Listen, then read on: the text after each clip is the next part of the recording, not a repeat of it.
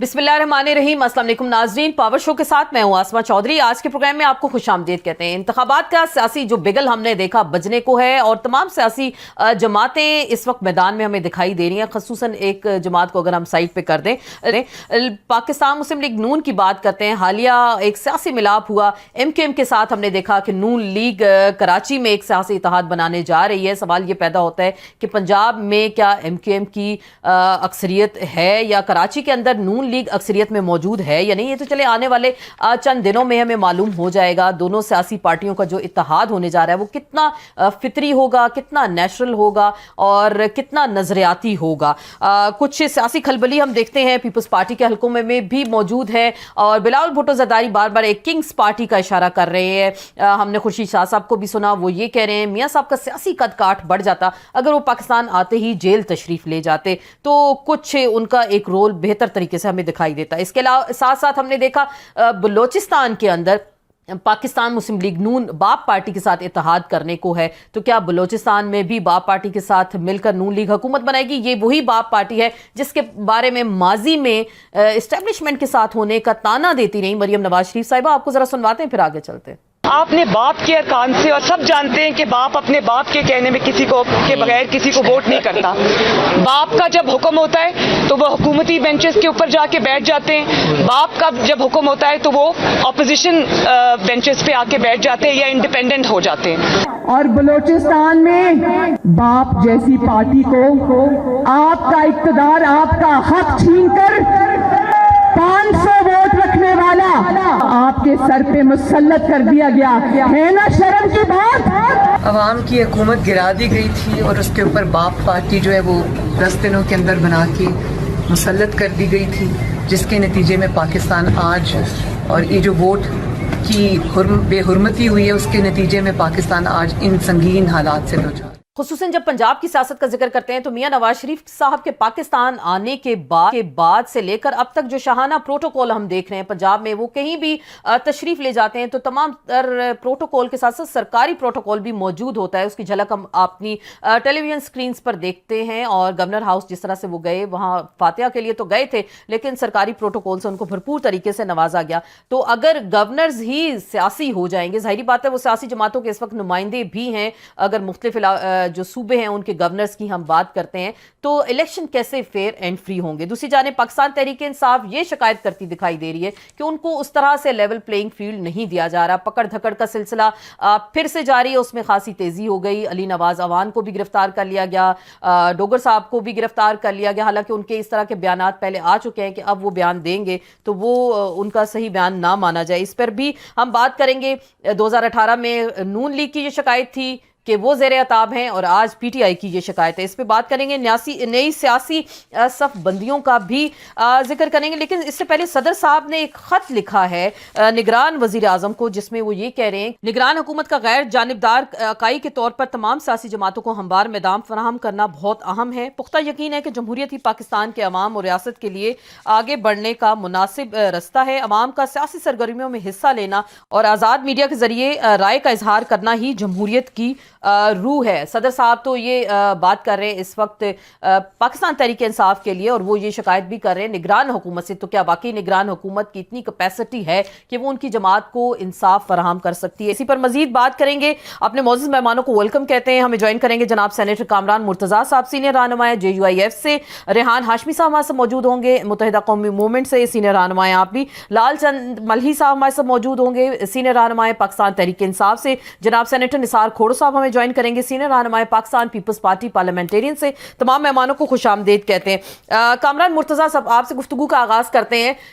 क्या आपकी जमात को लेवल प्लेइंग फील्ड इस वक्त हासिल है? नई सियासी सफबंदियां होने जा रही हैं, लेकिन जो PTI के साथ जो इस वक्त सलूक रवा रखा गया है, इस पर आप क्या कहेंगे? मेरा ख्याल है PTI से ज्यादा बुरा सलूक तो हमारे साथ हो रहा है, जिनको जान के खतरात दरपेश है। कितने लोग शहीद हो चुके हैं गुज़श्ता 2-3 माह में, और उससे पहले पिछले 1 साल में।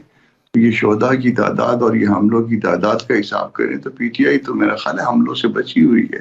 वो तो बड़े 4-8 कमरे लेके जो है उसमें एंजॉय कर रहे हैं, साथ जिम भी है और साथ जो है देसी मुर्गा भी आता है। और बात अच्छी चीज है, हमारे लोग शहीद हो रहे हैं। सही, आप कह रहे हैं आपके लोग शहीद हो रहे हैं, लेकिन जो सदर साहब ने खत लिख दिया ना वजीर आजम, निगरान वजीर आजम को, कि सबको एक जैसा मैदान फराहम होना चाहिए, इलेक्शंस हैं, और मीडिया में भी ये तासुर सामने आ रहा है कि जैसे कि पकड़ धक्कड़ हो रही है, कैदो बंद है सबके सामने ये चीज़ें, तो क्या ये जो सदर साहब ने खत लिखा, तो आपको लग रहा है कि जो सदर साहब बात कर रहे हैं पाकिस्तान तहरीक इंसाफ के बारे में, तो निगरान वजीर आजम क्या करेंगे? क्या उनकी इतनी कैपेसिटी है, वो इस पर कोई एक्शन ले सकते हैं?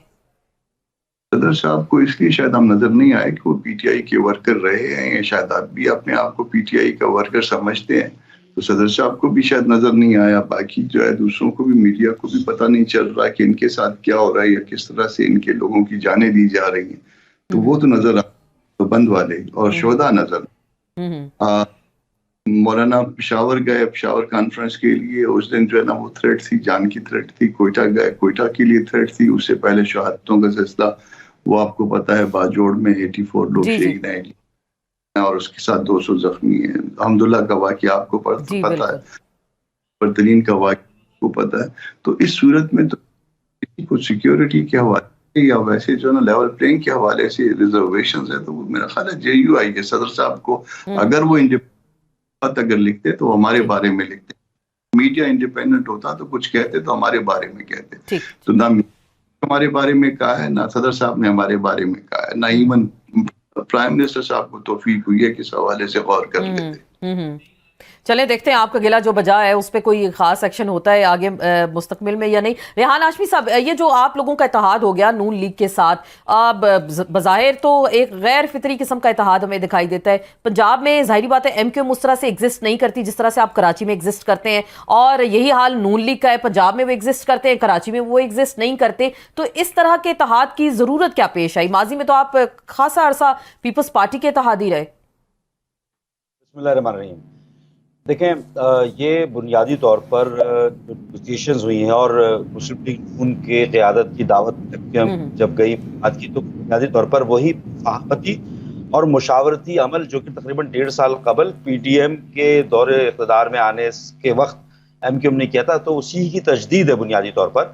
और ये वही मुतालबात हैं जो ना सिर्फ पीपल्स पार्टी के साथ 2013 के इलेक्शन से पहले थे, और जिसकी फुलफिलमेंट ना होने की वजह से हमने पीपल्स पार्टी के इख्तिदार को छोड़ा, कोलिशन गवर्नमेंट से बाहर आए, अपोजिशन बेंचेस में बैठे, और यही वही मुतालबात हैं जो PTI के साथ भी किए। और वो बुनियादी मुतालबात क्या है? वो बुनियादी तौर पर अर्बन एरियाज के हवाले से हैं, कॉन्स्टिट्यूशनल अमेंडमेंट के हवाले से हैं, इक्वल अपॉर्चुनिटी के हवाले से हैं, गैर जानिबदार तर्ज अमल के हवाले से हैं, कराची के साथ जो नारवा सलूक है उसके हवाले से हैं, MQM को इक्वल ग्राउंड ना देने के हवाले से हैं, कराची पैकेज के हवाले से हैं, यूनिवर्सिटी क़याम एंड सो ऑन, बहुत सारी चीजें हैं।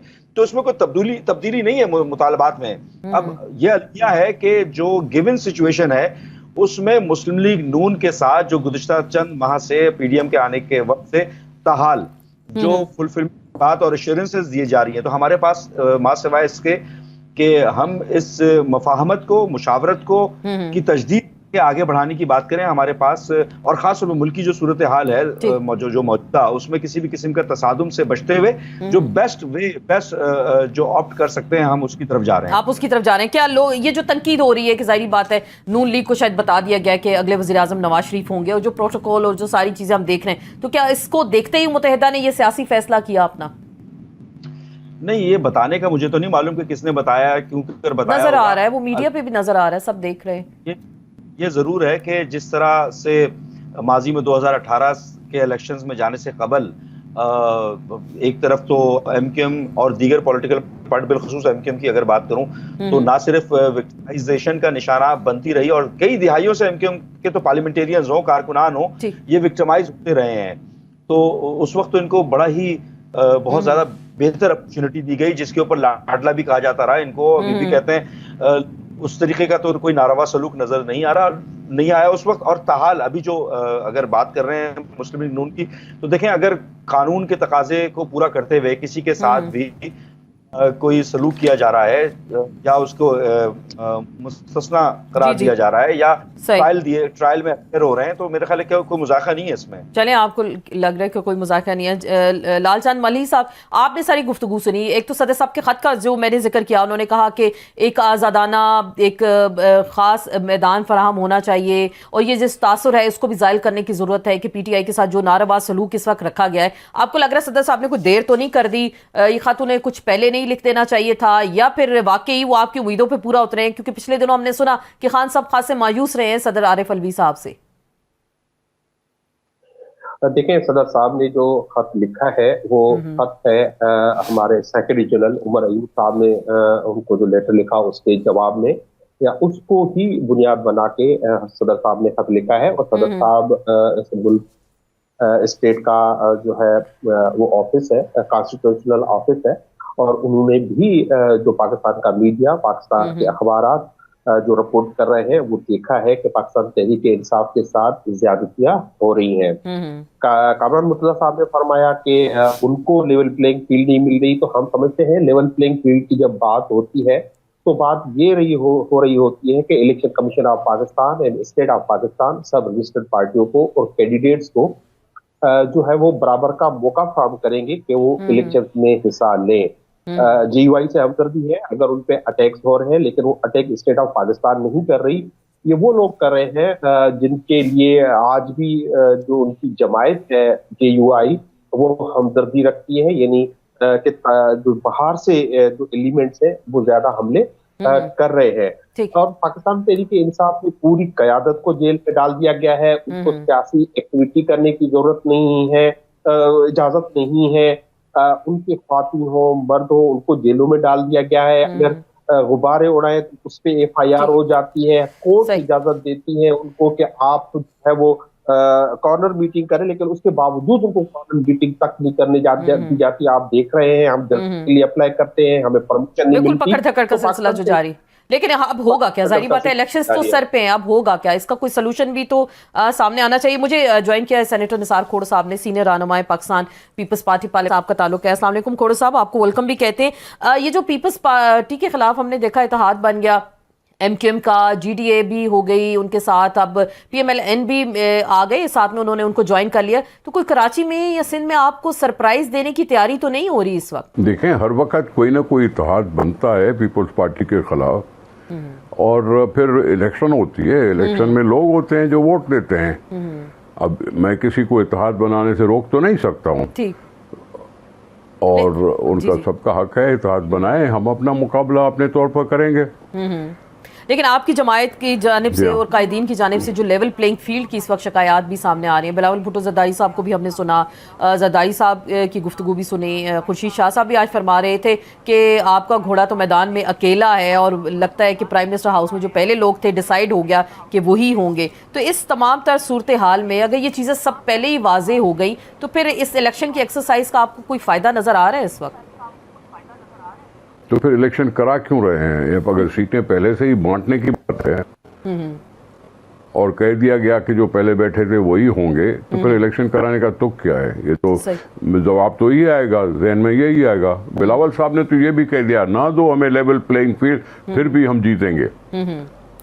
फिर भी उन्होंने कहा था कि हम इलेक्शन लड़ेंगे और इलेक्शन से बाहर नहीं रहेंगे और मुकाबला करेंगे। ठीक, तो सिंध में आपको क्या लग रहा है? कराची की बात है, बाकी फिर जी देखिए, कराची पर या पूरे सिंध पर बात अगर करते हैं आप, तो हम 12 प्रूव करते रहे हैं कि हम पहले से इम्प्रूव कर रहे हैं। 2008 से 13 में इम्प्रूव किया, 13 से इम्प्रूव किया। अगर ये है, फिर उसमें इलेक्शन हुई, उसमें हमने प्रूव किया। अब तो ये सारी चीजें बताती हैं कि लोग हमारे साथ हैं। हमारी कमजोरियां अगर हैं तो लोगों ने उनको भी समझ लिया है, और कमजोरियां नहीं हैं तो उसको भी हमने लोगों ने समझ लिया है। तो आपको मुकाबला तो हमेशा होता रहा है। ये कोई ऐसा इलेक्शन नहीं हुआ जिसमें मुकाबला नहीं हुआ। ये तो MQM से पूछे ना सर, हमने उनसे पूछ लिया, इलेक्शन का बाइकआउट कर देती है। हाँ, सही, लेकिन अभी वो कह रहे हैं बाइकआउट कर देती है। हम नहीं कहते उनको बाइकआउट करो, हम दावत देते हैं सबको कि आओ इलेक्शन लड़ो। 1993 में भी बायकॉट कर दिया, और फिर 2001 में जो लोकल बॉडी इलेक्शन थी उसमें उन्होंने बायकॉट कर दिया। फिर अब जो लोकल बॉडी इलेक्शन है उसमें उन्होंने बायकॉट कर दिया। हम उनको थोड़ी कहते हैं कि आप बायकॉट करो, ये तो उनकी अपनी स्ट्रेटजी है, क्यों करते हैं क्यों नहीं करते वो भी आवाम को नहीं बताते। ठीक, लेकिन आप क्या कहेंगे इस हवाले से, क्योंकि एमक्यूएम पे, जैसे एमक्यूएम अभी बात कर रही थी कि 16 महीने उन्होंने उनके साथ गुजारे, तो एक अच्छा उनके साथ सारा सिलसिला चला। माजी में आपके इत्तेहादी रहे, हमने देखा रहमान मलिक साहब, अल्लाह उनको जन्नत नसीब करे, कोई मसला होता था सीधे भागे भागे लंदन चले जाते थे, बड़े मामलात खराब होते थे फिर सीधे हो जाते थे। देखें, बात सुने, वो हमारे साथी अगर हुकूमत में थे और लंदन में हम जाके मिलते थे तो कोई उसमें मुज़ायका नहीं है, लेकिन हम कभी भी इलेक्शन के इत्तेहाद के खिलाफ नहीं। आप ठीक, एमक्यूएम अपने प्लेटफॉर्म से लड़ती है, हम अपने प्लेटफॉर्म से लड़ते हैं, मुकाबला होता है, मुकाबले के बाद रिजल्ट आते हैं इलेक्शन के, उसके बाद अगर जरूरत पड़ी तो कोalition हुकूमत बना लेते हैं, तो अपने तौर पर बना लेते हैं। सही, इसमें नई कौन सी बात है कि नहीं, आपको बात इसमें नहीं लग। कामरान मुर्तजा साहब, सर ये रूल्स ऑफ द गेम्स क्या होने चाहिए? जो अभी इलेक्शन तो चले होने जा रहा है ना, तो रूल्स क्या होने चाहिए? हर एक अपनी अपनी जगह पे शिकायत कर रहा है, क्योंकि जाहिर बात है सारी सियासी जमातें, अभी भी आपने भी कहा आपको सिक्योरिटी थ्रेट्स हैं, दूसरी जमात तो उनको अपने थ्रेट्स हैं, उनको अपने खतरात का सामना है, तो रूल ऑफ द गेम्स कुछ तय कर लें सारे सियासी जमातें मिल बैठकर। जी, सबके लिए, इलेक्शन कमीशन को सबके लिए एक जैसा सलूक होना चाहिए, गवर्नमेंट के पार्ट पे एक जैसा सलूक होना चाहिए।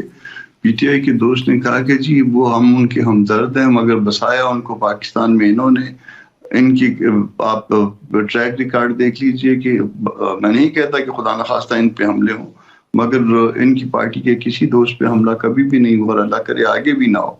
हमले हुए जेयूआई के लोगों पे हुए, एएनपी के लोगों पे हुए और सियासी जमातों पे हुए, तो टारगेट जो है वो कुछ और लोग रहे, बसाने रिकॉर्ड है ये। तो जो है ना वो सबके लिए जो है ना एक जैसी अपॉर्चुनिटीज होनी चाहिए, और अगर किसी से डाली जाए तो ये भी जो है ना लेवल प्लेइंग फील्ड जो है ना वो खराब करने वाली बात होती है। किसी को मिली हो, किसी को कोई हमले का कोई, तो आपको सर कोई सियासी इत्तेहाद होने जा रहा है नून लीग के साथ? देखिए, अभी तक कोई बात ऐसी आगे बढ़ी नहीं है। वो कोई ऐसे राब्ते इस तरह के नहीं है कि जिसमें जाके वो कहें कि कोई इत्तेहाद बनने जा रहा है, क्योंकि कि पहले मौलाना की सतह के ऊपर और वहां पे जो लीडरशिप मौजूद है मियां नवाज शरीफ की सतह पे, उनके दरमियान की, तो फिर दोनों पार्टियां अपने अपने अदारों में जाएं, तो मेरा ख्याल है कि अभी तक वो पहला वाला जो ना राब्ता वो अभी तक लाइन बहाल नहीं हुई। मैं इसको अभी तक आप कह रहे हैं वो राब्ता बहाल। मलिक साहब, आपको क्या लग रहा है इस तमाम जो सूरत हाल है, अगर अभी इलेक्शंस हो जाते हैं जो कि होने भी जा रहे हैं, तो क्या पीटीआई को काबिल कबूल होंगे? देखिए, पीटीआई को नहीं, ये बुनियादी तौर पे पाकिस्तान की आवाम को काबिल कबूल होना चाहिए। बुनियादी तरह अब इस वक्त तो इलेक्शंस होने जा रहे हैं, जो नजर आ रहा है वो एक इलेक्शन होने जा रहे हैं, अवाम है एक तरफ और दूसरी तरफ वो जमायतें हैं जिनकी स्ट्रिंग्स कहीं और से पुल होती है। अब देखें, आप एमक्यूएम का मिसाल लें तो एमक्यूएम वो जमात है जो हमेशा मुल्क की नेशनल लीडरशिप को अपने 90 पे बुलाया करते थे, अपने हेडक्वार्टर पे बुलाया करते थे। ये पहली दफा है कि इनको भेजा गया कि आप जाएं और नवाज शरीफ के हुजूर जाके पेश हो जाए। इसी तरह ये तो सारी जमायतें पीटीएम की, हम समझते हैं कि ये जो इनका अल्टीमेट, इनको एक ही जगह पे इकट्ठा किया जाएगा और वो पाकिस्तान तहरीक इंसाफ का होगा, वो इलेक्शन से पहले हो या इलेक्शन के बाद। अब आपका जो सवाल है, मैं कहता हूं कि पाकिस्तान की अवाम नाकाबिल शिकस्त है। उनको माजी में कभी उन्होंने शिकस्त कबूल नहीं की, ना किसी आमिर के सामने झुके हैं, चाहे वो मुशर्रफ हो या ज़िया-उल-हक हो, वो मुकाबला करेंगे और इंशाल्लाह जीत पाकिस्तान तहरीक इंसाफ की होगी। चलें, आप कह रहे हैं आपकी जीत होगी, नून वाले कहते हैं, पीपल्स पार्टी वाले कहते हैं उनका वजीर आजम होगा, एमक्यूएम क्या कहती है? रेहान हाशमी साहब अभी जैसे ये फरमा रहे थे मलिक साहब के आप लोगों को भेजा गया, उससे पहले 90 सब आते थे, वहां पे हाजिरी देते थे, क्या वाकई कोई कहीं से आपको ये कहा गया है, ये कोई इशारा मिला है कि आपको वहां वाकई भेजा गया है? देखिए, पहले तो रिकॉर्ड दुरुस्त कर लें, इस खबर इस बात की वजाहत कर रहे हैं कि कौन भेजता है, कौन पीटीआई की लीडरशिप को हमारे पास बहादुराबाद आरजी मरकज पे भेजा करता था, कौन इनसे स्टेटमेंट्स देने पे मजबूर किया करता था एमक्यूएम के हक में, तो ये इसकी वजाहत होनी चाहिए। हाँ, ये जरूर है कि किसी भी पॉलिटिकल पार्टी जो कि पाकिस्तान के आइन के मुताबिक पाकिस्तान में सियासत कर रही हो, आपस में नेगोशिएशन डायलॉग होते हैं।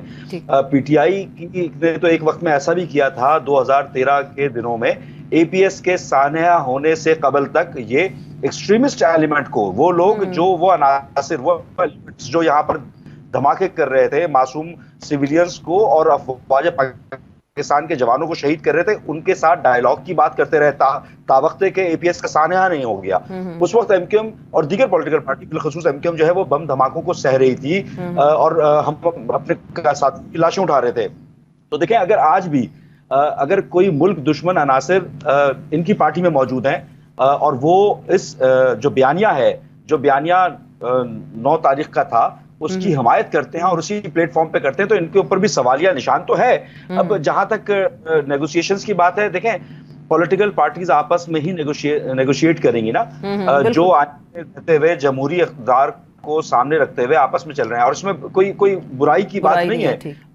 आप अपने वोटर्स और सपोर्टर्स के लार्जर इंटरेस्ट के लिए, जिस तरह मैंने आपको बताया कि 2013 से पहले तक एमक्यूएम पीपल्स पार्टी के साथ कोलिजन में थी, जब वो फुलफिल नहीं हुए वो मुतालबात, तो वो कॉन्स्टिट्यूशनल अमेंडमेंट थी और बहुत सारी इस तरह की चीजें थी, तो हम हुकूमत से अलहदा हुए। उसके बाद पीटीआई के साथ हमारा इत्तेहाद हुआ उसके बाद में, और 2013 के इसमें हम अपोजिशन बेंचेस पे बैठे थे, और ये हक है किसी भी पॉलिटिकल पार्टी का कि वो इलेक्शन में कंटेस्ट करके या इलेक्शन का बाइकआउट करके अपना जमहूरियत इस्तेमाल करें, तो ये करना चाहिए। और एमक्यूएम का बहुत ही वाज़ेह मौक़िफ़ है। देखें, वजारतों के हवाले से हमारी तरजीहात नहीं है, बल्कि हमारी वाज़ेह तौर पर मुस्लिम लीग नून की क़यादत से बात होती रही कि कॉन्स्टिट्यूशनल अमेंडमेंट की ज़रूरत है अभी अर्बन सिंध को बिलखसूस, और उसमें वो मशरूत होना चाहिए। ख़ासतौर पर 18वीं तरमीम का जो की वजह से जो मसाइल का सामना करना पड़ रहा है अर्बन सिंध, तो आपको लग रहा है नून लीग आपके मसाइल का मदावा कर सकती है? अभी वो इस पोजीशन में होगी आगे अगले आने वाले इलेक्शंस में, वो ऐसा कर सकती है? गुज़िश्ता तकरीबन 15-17 माह से जो पीडीएम के हवाले से हमारी नेगोशिएशन, उसमें डेवलपमेंट एक जरूर हुई है कि हमारे मुतालबे के ऊपर वही मुतालबा जो पीटीआई से भी किया था रीसेंसस के हवाले से, सेंसस के ऊपर हमारी रिजर्वेशन जरूर है, लेकिन वो रीसेंसस होकर 75 लाख अफराद का इजाफा जरूर हुआ है, गो के हमें अभी रिजर्वेशंस हैं, लेकिन लेट्स आगे चल के क्या होता है, क्या होता है। क्या वाकई हम इलेक्शंस के हवाले से पाकिस्तान के जो सियासतदान हैं वो पुरएतमाद नजर आ रहे हैं, और क्या सबको एक जैसा लेवल प्लेइंग फील्ड मिलेगा? निसार खोड़ो साहब, अभी ये जो एक तो सियासी इत्तेहादों की हम बात कर रहे हैं, और आपने कहा चले सियासी जमातों का हक है, ऐसा होता है, लेकिन अभी जो इलेक्शन से पहले इतनी शिकायत हैं, इस तमाम सूरत हाल में इलेक्शंस हो जाएंगे, वो सबके लिए काबिल कबूल होगा कि उसके बाद भी फिर हम सुनेंगे कि धांधली होगी, जैसे कि हम शुरू से सुनते आए हैं आज तक? देखिए, इसमें रिस्पॉन्सिबिलिटी बनती है इलेक्शन कमीशन की। वो पाकिस्तान जैसे मुल्क में जहां दुनिया इतनी तरक्की कर चुकी है, वहां free fair and transparent election क्यों नहीं करा सकते? अवाम को अपना हक राय नहीं देने के तरीके तो बहुत खुले हुए हैं। वोट देने के लिए गिनती में चक्कर हो जाता है। गिनती में चक्कर होता क्यों है इतने अफसरान के सामने? सही। ये चक्कर क्यों नहीं खत्म किया जाता? लोग तो आते हैं वोट देने के लिए, चाहे उनकी जिंदगी कितनी जल्दी से बदले या न बदले, लेकिन लोगों ने तो वोट दिया है और वो चाहते हैं कि वो मुल्क उनका अपना हो। इलेक्शन मुल्क के अवाम के लिए होती है, किसी खास सियासी पार्टी के लिए नहीं होती है। सीधी बात है कि election free fair and transparent होने चाहिए। उसके ये पहले मिलके पार्टियां जो बैठेंगी ना, उससे कुछ हासिल नहीं होगा। वैसे ही वो एक दूसरे का मुकाबला करेंगी। अगर कुछ पार्टियों ने इत्तेहाद बना लिया तो उनके ऊपर भी सीटों का झगड़ा होगा कि किसको कितनी सीटें मिले, किसको कितनी सीटें मिले। फिर इत्तेहादों में अक्सर ये होता है कि वोट ट्रांसफर नहीं हो सकेगा। एक जमात के वोट दूसरी जमात को वोट देंगे या नहीं देंगे, ये सारा चक्कर होता है। सही। तो इसलिए पहले बैठने की बात नहीं है, कोड ऑफ कंडक्ट की भी बात नहीं है। लेवल प्लेइंग फील्ड का मतलब है हर एक इलेक्शन में हिस्सा लेने का हक दो। अगर दूसरे जलसे कर रहे हैं तो किसी जमात को जलसा करने, और ये बातें जो हैं यहाँ होती है। हमने तो बड़े बड़े मुकाबले किए हैं। जनरल मुशर्रफ का क्या हमने मुकाबला नहीं किया? बिल्कुल। 2002 की इलेक्शन जनरल मुशर्रफ के होते हुए हमने लड़ी थी। जियाउल के होते हुए हमने 79 में लोकसभा वाली इलेक्शन लड़ी थी। ठीक।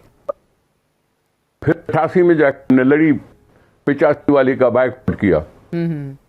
लेकिन हम नामसाइल हालात में भी मुकाबले में खड़े होते हैं। इलेक्शन के नाम फर्क करते हैं। गली कुचों में कहीं तो ऐसे जमाने में ऐसा भी था कि चार दीवारी के बाहर कोई जलसा नहीं कहता, फिर भी हमने जलसे किए, फिर भी हमने इलेक्शन में हिस्सा लिया। सही। चार दीवारी से बाहर जलसा करने की इजाजत नहीं है। ये सारा कुछ होता रहा है पाकिस्तान में। सही। लेकिन आज जैसे खुशी शाह साहब सर जी जी बिल्कुल आप कह रहे हैं हर तरह के हालात में आप लोगों ने मुकाबला किया। तो खुशी शाह साहब मैंने सुबह सुना उनको, वो ये कह रहे थे कि जी मियां नवाज शरीफ साहब अगर आते तो जेल चले जाते और उससे उनका थोड़ा सा सियासी कद काठ बढ़ जाता। तो ये जो आज उनके केसेस भी हमने देखा, जो जायदाद जब्त की गई थी तोशाखाना केस में, अकाउंट्स मुंजमद किए गए थे, वो भी आज बहाल हो गए। तो ये जो इशारे हैं, ये इंडिकेशंस हैं, ये क्या कह रही हैं? ये क्या इलेक्शन से पहले कोई मंजरनामा लिख दिया गया है? तो मंजरनामा तो ये भी है कि शहबाज शरीफ की गाड़ी पे पथराव होता है। सोशल मीडिया खोल के देखो तो लोग भला भला कहते हैं नवाज लीग को। मंजरनामा तो ये भी है, मंजरनामा वो भी है। अभी है तो अवाम के ऊपर कि अवाम किस चीज के पीछे लगते हैं, इशारों के पीछे लगते हैं या अपने इलेक्शन ट्रांसपेरेंट कर लो, पोलिंग स्टेशन को प्रोटेक्ट कर लो, प्रिजाइडिंग ऑफिसर को सीधा रखो, पोलिंग एजेंट को प्रोटेक्शन दो, वोट काउंट अच्छी तरह से करो, वोट काउंट के जो रिजल्ट लिख के देते हो वो लिख के दो, उससे भागो नहीं। और जो लिख आरओ के पास भी जाए डुप्लीकेट के तौर पर, उनमें फर्क ना हो, पोलिंग स्टेशन प्रोटेक्ट हो जाएगी। सेनेटर कामरान मुर्तजा साहब, सारी आपने गुफ्तगू सुनी है। तो ये जो किंग्स पार्टी बना दी जाती है इलेक्शन से पहले, और अभी बिलावल भुट्टो जरदारी भी आज ये कह रहे हैं कि किंग्स पार्टी बना दी गई है और कुछ रास्ते भी बंद कर दिए गए हैं, तो आपको लग रहा है जो किंग्स पार्टी नून लीग की जानिब वो बार बार इशारा कर रहे हैं, तो किंग्स पार्टी वाकई आपका साथ देगी कुछ? देखिए, हमें किंग्स पार्टी का साथ नहीं चाहिए, ना किंग बनाने वालों का साथ चाहिए। हमें पब्लिक का, आवाम का साथ चाहिए। इस मुल्क में ताकत का सरचश्मा आवाम है। चोजन रिप्रेजेंटेटिव्स का मतलब ये है कि chosen by the public, by the people. ऐसा होता है सर, पाकिस्तान में ऐसा होता है? आपको लगता है ऐसा होता है हमेशा? उसमें फैज ने कहा था कि होना चाहिए ना। बला से हमने ना देखा तो और देखेंगे फरोग गुलशन, ये सोते हजार का मौसम होना देखने के लिए बेताब है। हम इस चीजों को इस मंजिल पर पाकिस्तान को लेके जाना चाहते हैं कि हजार का मौसम जो है वो हम भी देखेंगे। हमने ना देखा तो फिर हमारे आने वाले देखें। मगर आपको लगता है, मैं वही सवाल दोहराऊंगी कि ऐसा होता है कि अवाम जो जमहूर है, क्या वही असल फैसला करते हैं हर इलेक्शन में? ये आपको लगता है ऐसा होता है कभी? क्या आज तक ऐसा नहीं करते हैं। इसके बावजूद जो है मुझे इससे पहले वाले जो सेनेट है, मुझे एक तरह से जबरदस्ती रोका गया। मैं जो है आनपुर जा रहा था, मुझे जबरदस्ती रोका गया था 2018 वाले। ठीक। के बाद मैं 3 साल बाद आ गया, तो पता है मुझे किन्होंने रोका था। मगर तो इसका मतलब ये नहीं है कि वो जद्दोजहद तर्क कर दी जाए। वो रोकने वालों के नहीं है, हम उनके साथ। ठीक। वो जो रोकते हैं तो वो क्या पीटीआई वालों से पूछ लेते हैं? मली साहब, वो माजी में उनको रोका गया, पीटीआई पीपल्स पार्टी का रास्ता कई बार रोका गया, अब आपका रास्ता रोका जा रहा है, तो क्या वाकई अवाम आपके साथ है और असल अवाम ही ताकत का सरचश्मा है पाकिस्तान के अंदर?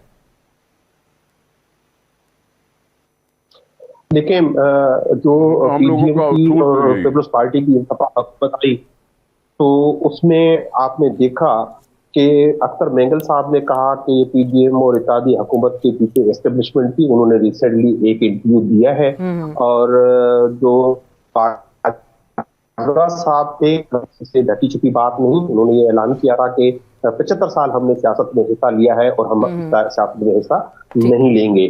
तो माजी में हमेशा जो होता रहा है उसमें एस्टेब्लिशमेंट का एक बड़ा रोल रहा है और अभी भी जो नवाज शरीफ की के एस्टेब्लिशमेंट मौजूद हैं और पीपल्स पार्टी और नवाज लीग में जो अभी इख्तिलाफात हैं वो किसी उसूली बात पे नहीं है। अच्छा। अगर उसूली बात होती तो उसूल तो आप उनका देख चुके हैं, एक दूसरे के खिलाफ वो क्या कहते रहे और बाद में वो हुकूमत में शामिल हो गए।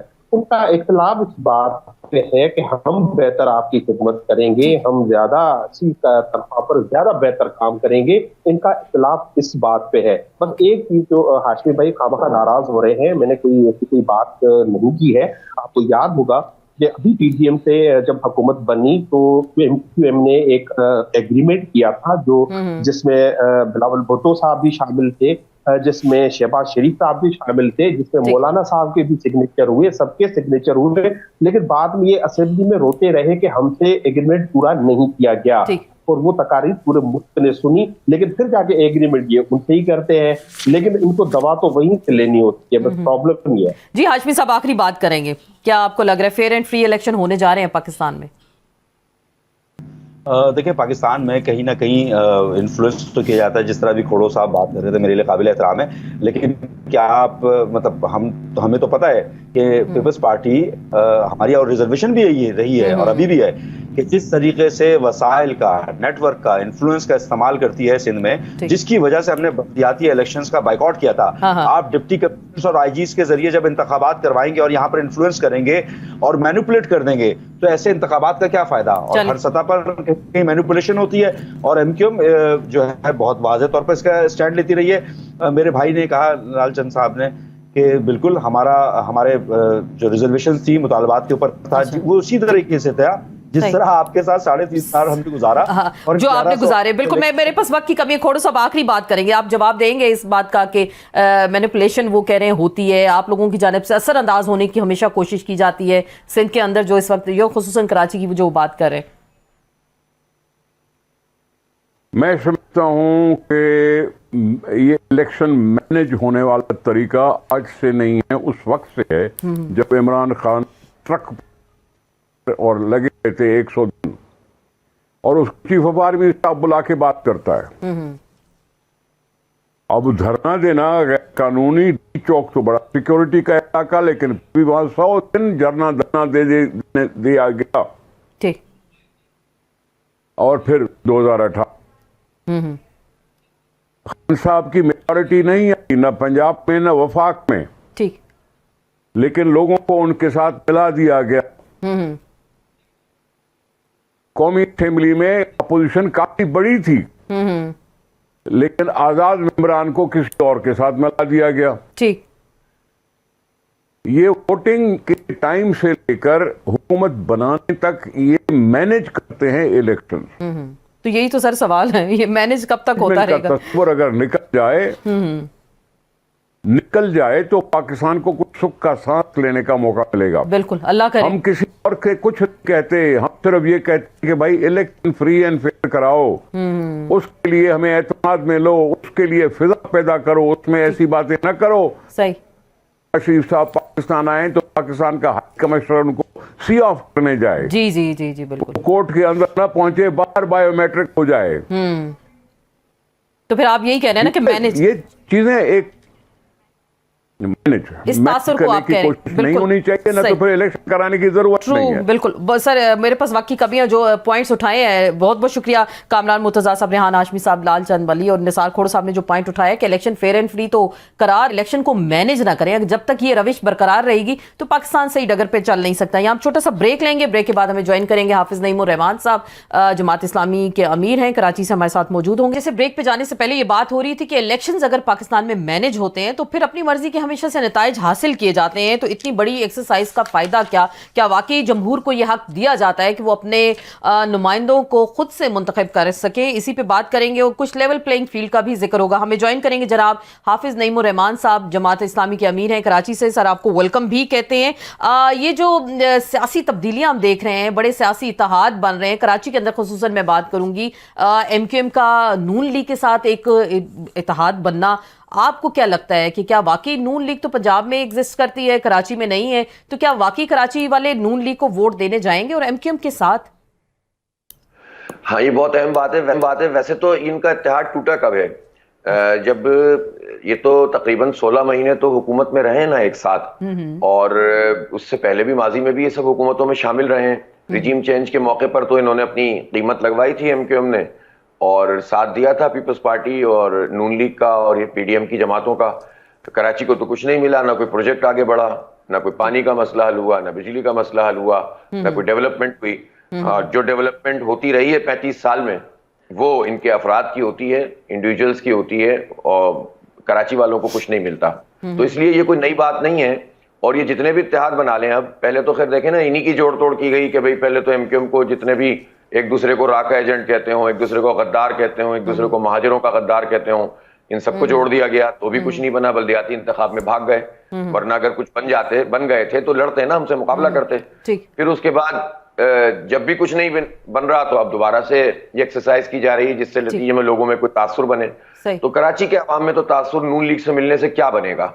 नून लीग का लेना देना क्या है कराची से, और एमक्यूएम का लेना देना कराची से क्या है, सिवाय इसके कि लूटमार के निजाम में ये शरीके जुर्म होते हैं इन तमाम। तो इसलिए कुछ भी नहीं होगा। आपको लग रहा है आपको या आपकी जमात को या पीपल्स पार्टी को टफ टाइम देने के लिए ऐसा इत्तेहाद बनाया गया? ऐसा कुछ हो सकता है, कुछ पॉसिबिलिटीज? नहीं, देखें कराची में तो मेन स्ट्रीम शहर में जमात इस्लामी नंबर 1 पार्टी है ना। पीपल्स पार्टी तो बहुत दूर जाकर है और उनकी अपनी सर्टेन एरियाज हैं जिसमें वो एग्जिस्ट करते हैं, उसमें भी अल्हम्दुलिल्लाह हमारे इनरोड्स बने हैं, हम आगे बढ़ रहे हैं। बाकी तो इस शहर में इनका मसला क्या है, पीपल्स पार्टी से तो एमक्यूएम को कभी भी कोई प्रॉब्लम नहीं हुई। आप जरा रिकॉर्ड तो देखें ना, 1988 में पहली मर्तबा जीते थे, फिर 90 में, फिर उसके बाद 93 हर दफा ये हुकूमत में शामिल रहे हैं। और यानी आखिरी जो हुकूमत थी 2008 से लेकर 2013 तक 5 साल विफाक और सूबे में शामिल रहे थे, फिर अभी पीडीएम में मिलकर शामिल रहे हैं, गवर्नर इनके मुसलसल इतने अरसे रहे हैं। तो एमक्यूएम तो पीपल्स पार्टी के वडेरों को कराची का मैंडेट हमेशा बेचती रही है, और कराची वालों से वोट लेते रहे, शाह फैसल कॉलोनी के वोट लेते हैं, दुबई में जाके अपने घर बना लेते हैं, शोरूम बना लेते हैं, कोर्टी से वोट लेते हैं और जाकर अमेरिका में अपनी सेटिंग कर लेते हैं। इसी तरह से लालू खेत से लियाकताबाद से वोट लेते हैं और जाकर इंग्लैंड में अपनी जायदादें बना लेते हैं। तो ये तो जाहिर है इन लोगों ने अपना सब कुछ डेवलप कर लिया, कराची का तो बेड़ा गर्क हो गया है। मजीद 30 साल कराची के लोग बर्बाद नहीं करेंगे अपने, बहुत 30-35 साल तक तबाही होगी। आपका कोई इत्तेहाद हो सकता है पीटीआई के साथ, कुछ ऐसी कोई सीट एडजस्टमेंट हो सकती है अभी जो आने वाले इलेक्शन है इसमें? देखिए हमारी एक पॉलिसी ये है कि हम अपने निशान के ऊपर इलेक्शन लड़ेंगे। अलबत्ता लाइक माइंडेड अफराद के साथ, पार्टियों के कुछ अच्छे लोगों के साथ या किसी पार्टी के साथ लोकल एडजस्टमेंट हो सकती है, किसी शहर में एडजस्टमेंट हो सकती है, लेकिन सरेदस्त हमारी पॉलिसी बहुत वाज़ेह है। असल में हम कराची के लोगों को एक बहुत क्लियर मैसेज देना चाहते हैं। मैं अपने कराची की बात करता हूँ, पूरे मुल्क के लेवल पे तो दायरे हमारे जो सेंट्रल जो हमारी एग्जीक्यूटिव काउंसिल है शूरा वो फैसला करेगी, लेकिन कराची में तो मैं समझता हूं कि हमें बहुत क्लियर मैसेज देना होगा कराची के अवाम को कि अब आपके पास ये मौका है कि जिस तरह आप पहले किसी तमन्ना में, किसी ख्वाहिश में, किसी तवक्को में भर भर के वोट डालते थे और एमक्यूएम के पास इतना बड़ा मैंडेट पहले आप देते थे, फिर वो खुद ले लेते थे, और 50-50 सूबाई सीटें, 25 कौमी, 8 सेनेटर, लेकिन कराची वालों को कुछ नहीं मिला। ये बात अब कराची वाले जानते हैं कि एक मर्तबा उन्होंने जमात इस्लामी को ये मैंडेट दे दिया एक तरफ होकर, चाहे किसी से ताल्लुक हो लोगों का, एक दफा उन्होंने कराची वालों ने जमात इस्लामी को ये मैंडेट दे दिया। इंशाअल्लाह कराची को हम डेवलप भी करेंगे, कराची को आला मकाम भी देंगे और ये पाकिस्तान का भला होगा। कराची डेवलप करेगा पाकिस्तान, कोई कराची का हक मार नहीं सकेगा, कोई ओन नहीं करता कराची को, कोई पॉलिटिकल पार्टी ना नून लीग करती। आप कितनी सीटें निकाल लेंगे कराची से? कितनी सीटें आप देख रहे हैं, कितनी सीटें निकाल? इंशाअल्लाह जिस तरह बल्दियाती इंतखाबात में जमात इस्लामी नंबर 1 पार्टी थी, इंशाअल्लाह ताला जमात इस्लामी सबसे बड़ी जमात बनेगी। मैं नंबर्स में नहीं जाता, इज़ारे दावे करना नहीं। आप इस वक्त देखें इस वक्त एक्चुअल पोजीशन क्या है, आप गली मोहल्लों में घूमे, आके सर्वे करें, मैं आपसे कहता भी हूँ आप लोग सब आया करें यहाँ पर, इस्लामाबाद से, लाहौर से, हमारे, और यहाँ आवाम से पूछा करें और पूछें उनसे कि आप किस जमात और किस जमात के लीडर को पसंद करते हैं। तो आपको बहुत साफ सुथरे तरीके से पता चल जाएगा कि यूथ जो इस वक्त कराची में अगर 3.5 करोड़ आबादी है तो 2.5 करोड़ से ज्यादा तो यूथ है, तो इनमें अगर सबसे ज्यादा पॉपुलर पार्टी है तो जमात इस्लामी है। हम उनके लिए काम कर रहे हैं, हम उनको पढ़ा रहे हैं, हम उनको स्पोर्ट्स में आगे बढ़ा रहे हैं, हम उनकी आवाज बन रहे हैं, हम उनके मुस्तकबिल की बात कर रहे हैं। यूथ हमसे कनेक्ट हो रहे हैं अल्हम्दुलिल्लाह। और फिर ये यूथ वो हैं जो इंटरनेशनली ग्लोबल सोच रखने वाली यूथ है। आप देखें ना गजा की सूरत हाल है, पूरा पाकिस्तान की तरफ है, तो अल्हम्दुलिल्लाह गजा की आवाज भी जमात इस्लामी बन रही है और लोग हमारे साथ कनेक्ट कर रहे हैं। तो इसलिए अल्लाह ने चाहा तो हम बहुत बड़ी कुव्वत बनकर आएंगे और कराची के अवाम इंशाल्लाह अब उनकी इज्जत का सफर शुरू होगा। बहुत हमारी बेइज्जती हो गई, बहुत हमें इग्नोर कर दिया गया। मैं अक्सर आपको देखा है कि महंगाई मार्च हो या बिजली के बिल ज्यादा आ जाएं या कराची को बिजली ना मिले या पानी का मसला हो, आप हमेशा सड़कों पे रहते हैं और एहतजाज भी करते हैं। तो आपको लग रहा है एक तरह से आप अपने वोटर को निकालने में कामयाब हो जाएंगे? एक तो ये बात, और दूसरा जो ये पॉलिटिकल इंजीनियरिंग शुरू हो गई इलेक्शन से पहले और बड़े धड़ल्ले से हो रही है, तो आपको लग रहा है कि बाकी इलेक्शन फेयर एंड फ्री होंगे इस तमाम तर सिनेरियो में?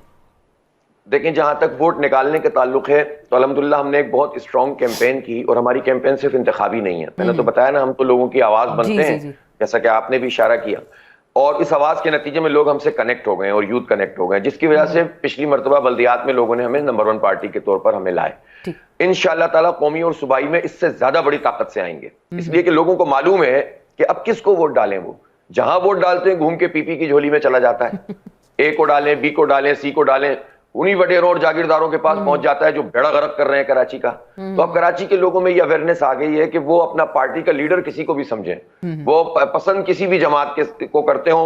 उन्हें मालूम है कराची को अगर आगे बढ़ाना है, कराची के यूथ को, कराची की तालीम को, कराची की सेहत को, तो जमात इस्लामी के अलावा उनके पास कोई चॉइस ही नहीं है। वही इन वडेरों जागीरदारों का मुकाबला कर सकती है जो लूट के खा गए पूरे सिंध को। इसलिए बहुत वाज़ेह मैसेज के साथ हम जा रहे हैं और अल्लाह ने चाहा तो हमें कामयाबी मिलेगी। Fair and free election. जी जी, फेयर एंड फ्री। हाँ, ये इंजीनियरिंग तो आपको पता है ना, यहाँ पर यानी इंजीनियरिंग कंस्ट्रक्शन में तो होती ही नहीं है यहाँ पर, उसमें तो सारे रास्ते मजबूत किए जाते हैं। इंजीनियरिंग होती है यहाँ पर इलेक्शन में, और यहाँ शफाफियत के नाम पर जिस तरह से बेड़ा गर्क किया जाता है। अब आप मुझे बताइए, चारों सूबों के गवर्नर पार्टी के मेंबर्स हैं, पॉलिटिसाइज्ड हैं, तो इनकी मौजूदगी में कोई शफाफ इलेक्शन हो सकता है? अगर कोई एक स्टेप इलेक्शन कमीशन को लेना है तो वो ये ले के चारों गवर्नर बरतरफ करवाए, उसके बाद ये 2 केयरटेकर गवर्नमेंट जो पंजाब की और केपी के हैं उनको खत्म होने की कोई लेजिटिमेसी नहीं है, कोई कानूनी हैसियत नहीं है। 90 दिन से ज्यादा हुए भी कितने दिन गुजर गए हैं। फिर वोटर लिस्ट सही हो, अदलिया से आपके आरओ डीआरओ हो, इंतजामिया से ना हो, और शिफ्ट करें, चेंज करें, एक्सचेंज करें। सिंध वाला अदलिया वाला पंजाब जाएगा, पंजाब वाला केपी जाएगा, केपी वाला कराची आएगा। तो इस तरह से पता चलेगा कि कुछ ना कुछ होगा। इंजीनियरिंग ये जितनी भी कर लें, वैसे मैं आपको एक बात बताऊं, मैं अपने शहर को जानता हूं, ये जितनी भी कोशिश कर लें, 5 मिला दें, 10 मिला दें, 20 मिला दें, ये अवाम का जब रेला आता है ना तो कोई सामने आकर खड़ा नहीं होता। हमने मल्टीपल टाइम दुनिया में देखा है और पाकिस्तान में भी देखा है, एक हद तक इंजीनियरिंग होती है। अवाम की ताकत जब निकलती है ना तो फिर उसके बाद कोई उसका मुकाबला नहीं मुकाबला आप कह रहे नहीं कर सकते। हम लोगों को मोबिलाइज करेंगे, हम लोगों को एक्टिवेट करेंगे, वोट डलवाएंगे भी, वोट का तहफ्फुज भी करेंगे। वोट का तहफ्फुज ये बड़ी अहम बात है। लेकिन देखिए, बल्दियाती इलेक्शंस में जो कुछ आपके साथ हुआ मेयर इलेक्शन में, वो सबके सामने है। वोट का तहफ्फुज आपने ये बात की हम करेंगे, तो वो कैसे कर लेंगे? फिर आपको पता है गवर्नर अगर सियासी पार्टियों से हैं, सूबाई हुकूमतें जो हैं वो पॉलिटिसाइज्ड हैं, तो कैसे आप वोट का तहफ्फुज कर पाएंगे? हमारी इलेक्शन कैंपेन 2 तरह से होगी। एक इलेक्शन कैंपेन ये होगी कि लोग वोट डालने निकलें, और एक हमारी होगी कि इस इलेक्शन में जो कुछ फ्रॉड हो रहा है उसके खिलाफ लोगों को मोबिलाइज करें कि गवर्नर भी बरतरफ करो, ये जो सेटअप बनाया हुआ बरतरफ करो, ये सिस्टम के नाम से जो काम हो रहा है। अभी आप देखें ना, हेल्थ मिनिस्टर बता रहे हैं कि भाई धंधा चल रहा है, करप्शन हो रही है, रोबोटिक सर्जरी के नाम पर आप फ्रॉड कर रहे हैं, धोखा दे रहे हैं। और सीएम साहब जो खुद शरीफुल नफ्स आदमी है, वो पीपल्स पार्टी के लेगेसी को लेकर चल रहे हैं। अगर यूनुस धागा ने कुछ कहा तो उनका जो है कलमदान चेंज कर दिया। डॉक्टर साद खालिद नियाज से बेहतर शोहरत का आदमी, ईमानदार आदमी, प्रोफेशनल आदमी कोई हो सकता है? और वो आदमी जब ये कह रहा है कि भाई इसकी जरूरत नहीं है, 4 अरब रुपए अगर अब्बासी शहीद को दे दो, 4 चांद लग जाएं, जिना की इमरजेंसी को दे दो, कहां से कहां पहुंच जाए। तो आप ये क्यों फ्रॉड हो रहा है? तो उस पर सीएम साहब उनके खिलाफ बयानबाजी कर रहे हैं। तो ये जो पीपल्स पार्टी की एक्सटेंशन है, इसकी मौजूदगी में तो कुछ नहीं हो सकता। हम इसके खिलाफ लोगों को लेकर जब सड़कों पे आएंगे, इनके बस में नहीं रहेगा। हमें तजर्बा बहुत हो गया अल्हम्दुलिल्लाह। अच्छा, चले आप बड़ी जबरदस्त लगता है तैयारी के साथ मैदान में। आखिरी बात, अगले वजीर आजम ये तासुर है मियां नवाज शरीफ है, सरकारी प्रोटोकॉल, सरकार की तरफ से जो भी उनको इस वक्त फैसिलिटेशन अता की गई है, तो लग रहा है अगले वजीर आजम आपको भी लग रहा है वो होंगे? नहीं, वो तो बिल्कुल भी नहीं होंगे। कोई भी सूरत बना लें और कितनी भी इंजीनियरिंग कर लें, नवाज शरीफ साहब तो वजीर आजम नहीं होंगे।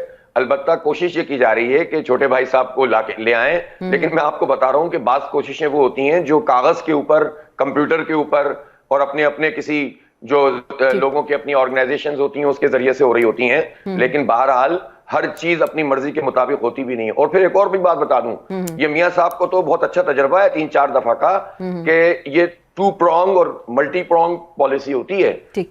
ये भी बना हुआ होता है, ये भी बना हुआ होता है, ये भी बना हुआ होता है, और फिर आखिर वक्त में पता चलता है कि वो जो बेचते थे दवाई दिल दुकान अपनी बढ़ा गए। सही सही। तो चेयरमैन पीटीआई का मुस्तकबिल आपको क्या लग रहा है? देखिए, मेरा ख्याल ये है कि जो लेवल प्लेइंग फील्ड जिसका तस्करा बार बार हो रहा है, हम ना किसी की मोहब्बत में है, ना किसी की नफरत में है। पाकिस्तान में जो अवेलेबल स्टफ पॉलिटिकल मौजूद है उसको जो हकाइक की बुनियाद पर, कानून की बुनियाद पर मौका मिलना चाहिए अवाम के सामने जाने का। ठीक। तो ये तो नहीं होगा ना कि एक जो डिक्लेयर्ड नाअहल और सजा याफ्ता है वो बादशाह सलामत बनकर आ रहा हो और एक पार्टी का सरबराह जेल में पड़ा हुआ हो, तो ये मुकाबला तो नहीं हो रहा। ये तो आप जो है वो, अच्छा ये भी नहीं होता, हमारे यहाँ तो ये सब चीजें बदलती भी रहती हैं, तजर्बात से गुजरते हैं बार बार, फिर भी जो है वो इन सब चीजों का हिस्सा और पार्ट बनते हैं। मुझे अफसोस तो इन लोगों पे होता है। इसलिए मैं समझता हूं कि इमरान खान साहब को भी बहुत कुछ सबक मिल गया होगा इस पूरे अमल से। उन्होंने भी समझ लिया होगा कि इस मुल्क में जो है वो ताकत का महवर कौन आना चाहिए और किस तरह से नहीं आना चाहिए। सही। तो ये सबक तो अब सबको ही मिल गया। बहुत बहुत शुक्रिया। हाफिज नईमुर रहमान साहब हमारे साथ मौजूद थे और वो इस अज़म का इज़हार कि अपने वोट का तहफ़्फ़ुज़ जरूर करेंगे चाहे कैसे भी हालात हो। देखते हैं अगले आने वाले इलेक्शंस में क्या सियासी मंजरनामा बनता है। इसके साथ ही आपसे इजाजत चाहेंगे। इंशाल्लाह कल फिर मुलाकात होगी। इजाजत दीजिएगा। अल्लाह हाफिज।